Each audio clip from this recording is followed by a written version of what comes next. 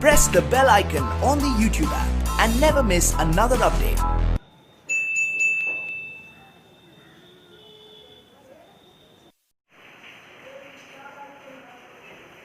Hello दोस्तों, स्वागत है आपका मेरे YouTube चैनल 360 स्टडी चैनल में। दोस्तों, आप लोगों ने पिछले वीडियो में देखा कि आप लोग का सिलेबस जो था वो मैं आपको पुराने सिलेबस के अनुसार बताया था।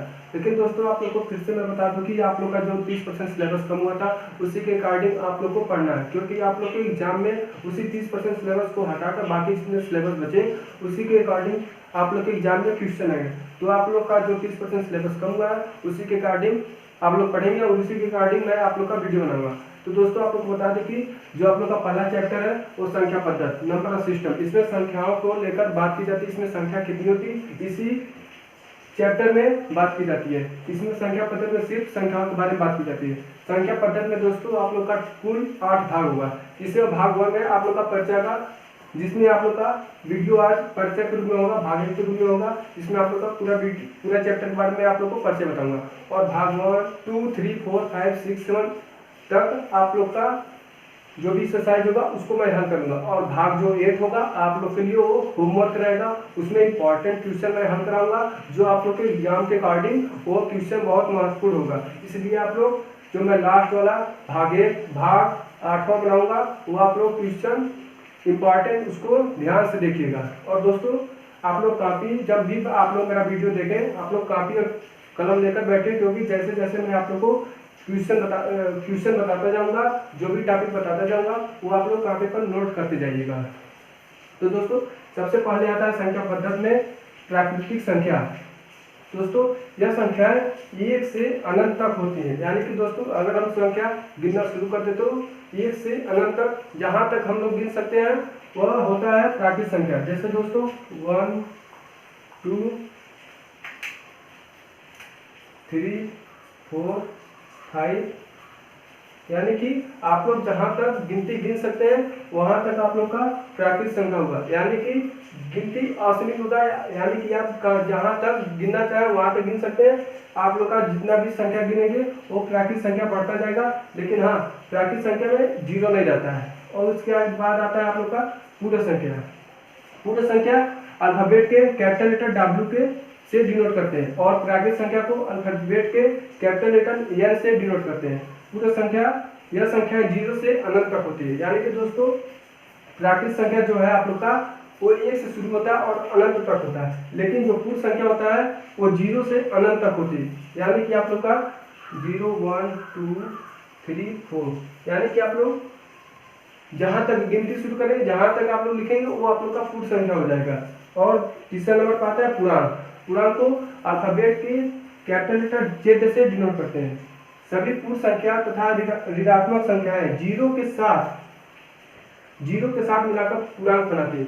यानी कि जो आप लोग का पूर्ण संख्या होगा और ऋणात्मक संख्याएं 0 के साथ मिलकर पूर्णांक बनाते हैं। यानी कि आप लोग का जो 0 के साथ 0 आप लोग लिख लेते हैं और उसके बाद जो आप लोग का पूर्णांक है 1, 2, 3, 4, जहां तक आप लोग लिख लेंगे वो आप लोग का पूर्णांक हो जाएगा। और इधर -1, -2, -3, -4, इधर पूर्णांक आप लोग का 2 प्रकार का होता है, एक धनात्मक पूर्णांक, एक ऋणात्मक पूर्णांक। ऋणात्मक पूर्णांक पे माइनस की तरफ होता है और धनात्मक पूर्णांक पे प्लस की ओर होता है। धनात्मक पूर्णांक आप लोग का यह है और ऋणात्मक पूर्णांक यह है। आप लोग को पहले से पता होगा धनात्मक का प्लस होता है और ऋणात्मक का माइनस से होता है। तो जो आप लोग प्राकृतिक संख्या, पूर्ण संख्या, पूर्णांक पढ़े हैं वो आप लोग वीडियो के साथ देखते रहिए और कॉपी लेकर इसको नोट करते रहिए। आप लोग का नोट्स बनता जाएगा। तो दोस्तों, चलिए नेक्स्ट टॉपिक पर चलते हैं। तो दोस्तों, नेक्स्ट टॉपिक आप लोग का है अभाज्य संख्या, भाज्य संख्या, परिमेय संख्या, अपरिमेय संख्या, वास्तविक संख्या। तो चलिए अभाज्य संख्या आप लोग को बताते हैं। 1 से बड़ी वे प्राकृतिक संख्या जो 1 या स्वयं के अलावा किसी और से विभाजित ना हो। यानी कि वे संख्या जो 1 से बड़ी हो और जो 1 या स्वयं के अलावा किसी और से विभाजित ना हो। यानी कि किसी और से वो संख्या विभाजित नहीं होना चाहिए। जैसे 2, 3, 5, 7। दोस्तों देखिए 2 है जो 1 से विभाज्य हो जाएगा, 2 से हो जाएगा, लेकिन ये क्या अपने और 1 के अलावा किसी और से विभाज्य नहीं हो रहा है, यानी कि यह अभाज्य संख्या है। और दूसरा 3, यह भी 1 और 3 के अलावा स्वयं के अलावा किसी और से विभाज्य नहीं हो रहा है, यानी कि यह भी अभाज्य संख्या है। इसी तरह 5 है और 7 है। तो अभाज्य संख्या का मतलब यह है कि 1 से बड़ी हुई प्राकृत संख्या जो स्वयं के अलावा किसी और से विभाजित ना हो वे अभाज्य संख्या कहलाती हैं। दूसरा है भाज्य संख्या है। इसमें 1 से बड़ी वे प्राकृत संख्या जो 1 से स्वयं के अलावा किसी और से विभाज्य हो जाए, यानी कि वे प्राकृत संख्या जो 1 से स्वयं के अलावा किसी और से विभाजित हो जाए उसे हम भाज्य संख्या कहते हैं। जैसे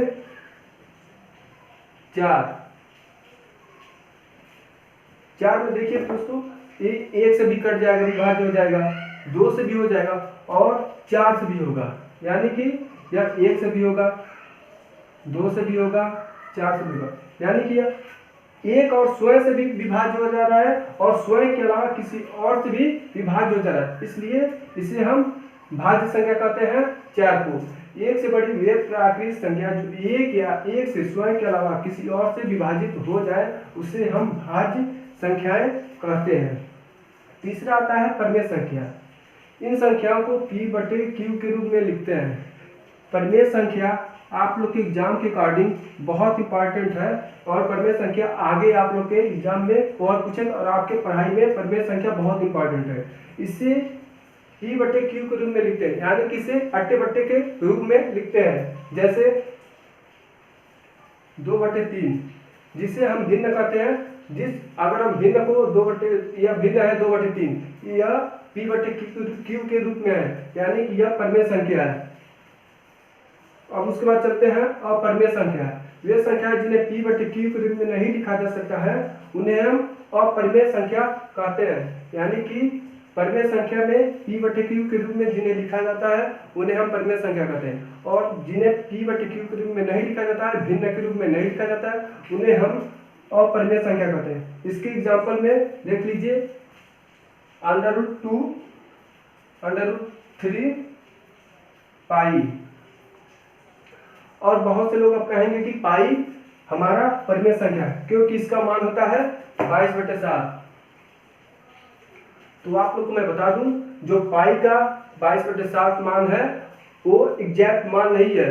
इसको जब आप लोग भाग देते हैं तो इसका एग्जैक्ट मान नहीं आता है, इसीलिए पाई आप लोग का अपरिमेय संख्या है। और √2, √3 इन्हें भी P/Q के रूप में नहीं लिखा जाता है, तो यानी कि आप लोग का जो अपरिमेय संख्या है वो √2, √3, √4, √5, √6, √7, √8 जो भी आप लोग लिखे वो P/Q के रूप में अगर नहीं है तो अपरिमेय संख्या वो है, और पाई भी आप लोग का अपरिमेय संख्या है।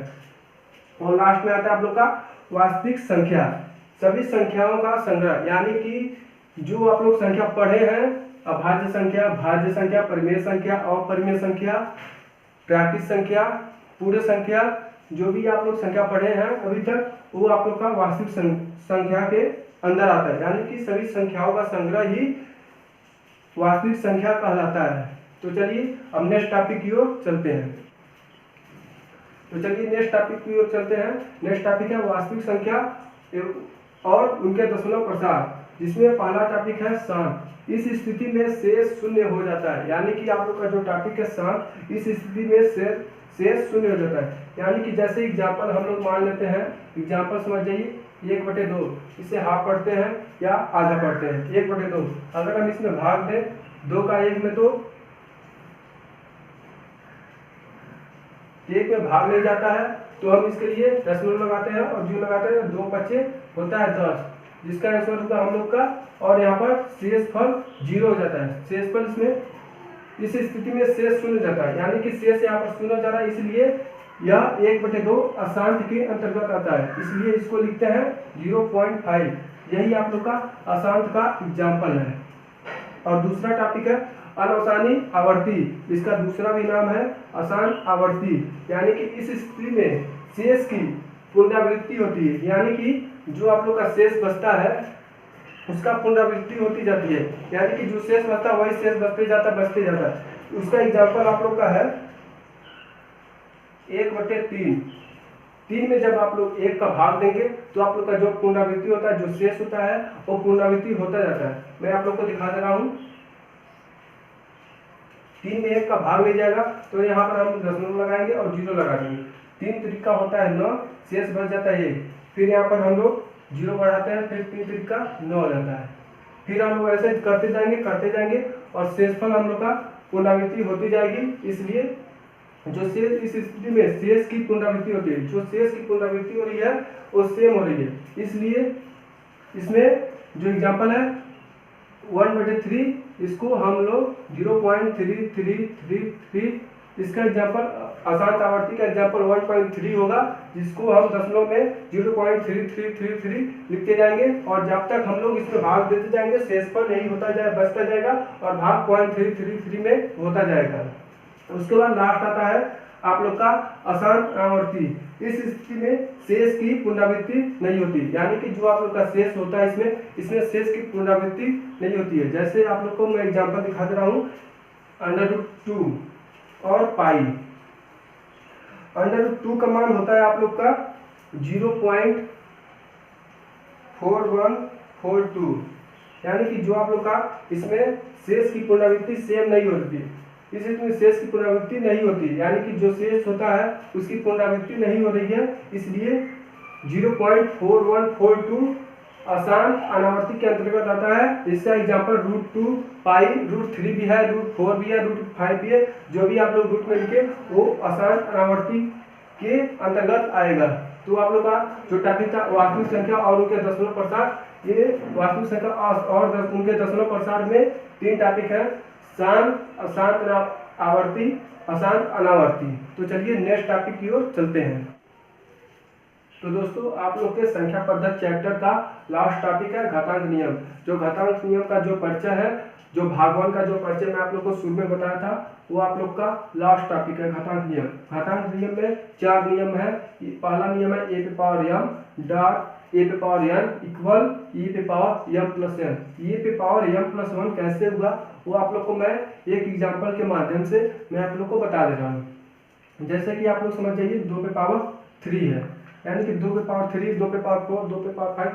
आप लोग अगर अपने सॉल्व कर रहे हैं तो 2⁵3, 4 जो भी आप लोग को लेना है ले सकते हैं। तो 2⁵3 का मतलब हुआ 2 गुना इक्वल 2 गुना 4 ना 6, जो 6 होगा वो आप लोग के 2⁵3 का मान है।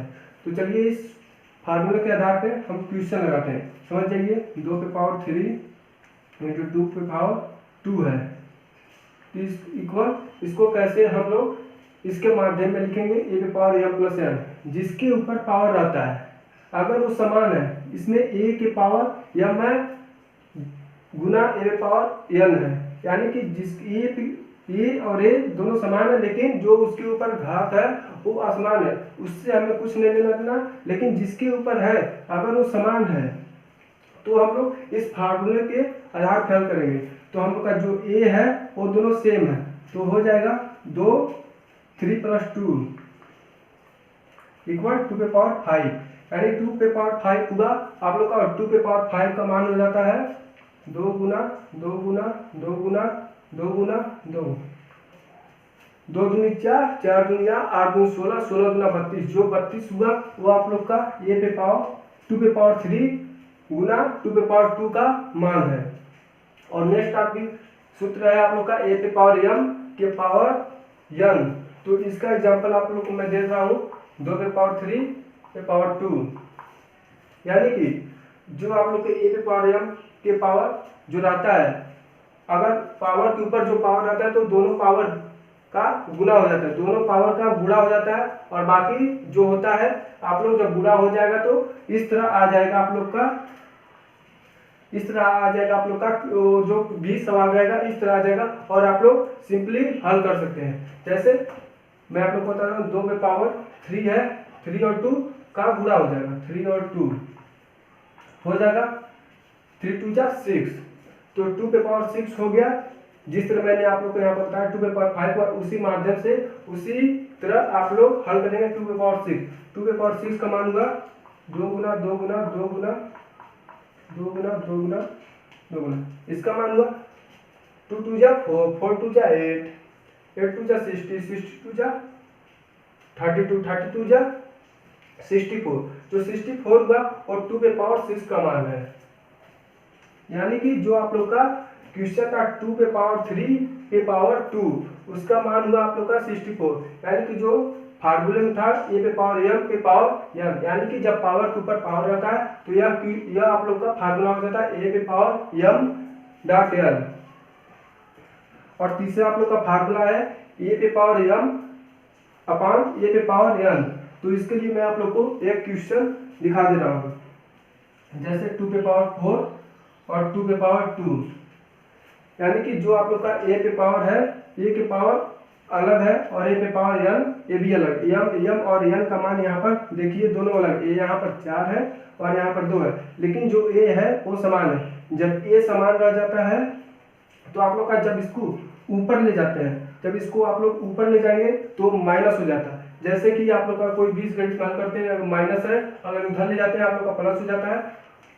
उसी तरह इसमें जब बट्टे के नीचे रहता है तो उसको ऊपर जब ले जाते हैं तो माइनस हो जाता है।